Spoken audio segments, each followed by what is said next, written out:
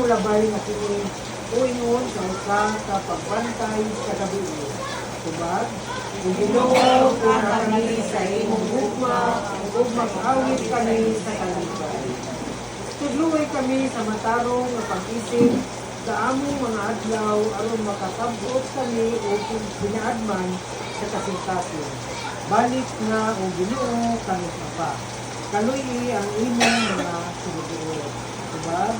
O Ginoo kung kami sa imong gugma o mag-awit kami sa kalipay.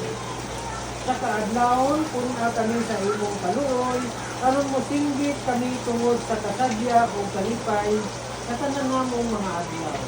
O mahigugmaong pag-alima sa Ginoo nga atong Dios. Magpausbaw unta sa buhat sa atong mga kamot alang kanato. Diba? O kung kami sa imong gugma, mag-awit kami sa kalipay. Palihog.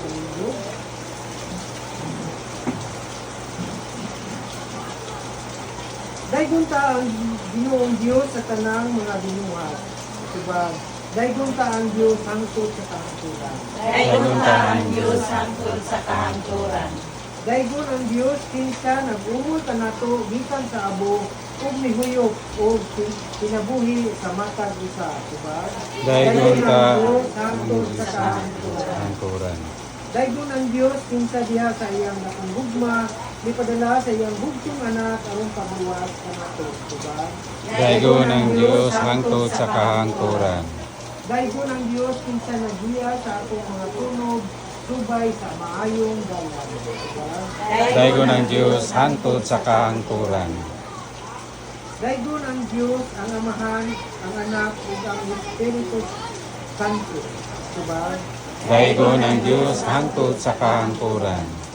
Mag-ampo kita sa Amahan ang tag-iya sa tinugdan sa kinabuhi, pinaagi sa mga pulong na ditudlo kanato sa atong Ginoong Hesus.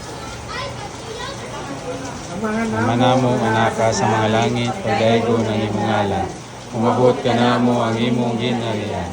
Matuman ang imong pagbuot dinhi sa yuta maingon sa langit. Ang kalano namo sa matag adlaw, ihatag ka namo karong adlaw. Ug pasayloa kami sa among mga sala. Ingon nga nagapasaylo kami sa nakasala kanamo. Ug dili mo kami itugyan sa panulay. Inunual wasa kami sa dautan. Mga isuon ang iyong kamo ay kambing ato at ang iyong kamo na kita kay isuon. Mag-ampo kita. Diyos na magbubuhat, mapasalamaton kaming muhalad o pagdayeg tungod sa gasa sa kinabuhi. Pamatia ang mga pag-ampo ni Mary Grace imong silugoon, kinsa nagahandong karon sa iyang adlaw nga tawhan ug nagmalipayon sa imong mga gasa sa kinabuhi ug gugma, pamilya ug mga kaigala. Pananalili siya sa imong presensya ug gugma siya sa imong gugma karon aron magmalipayon siya sa daghan pang mga katuigan kanisang kinabuhi nga kapaymuot kanimo. Kini among gipangayo pinaagi sa among Ginoong Jesucristo. Amen. Ang Dios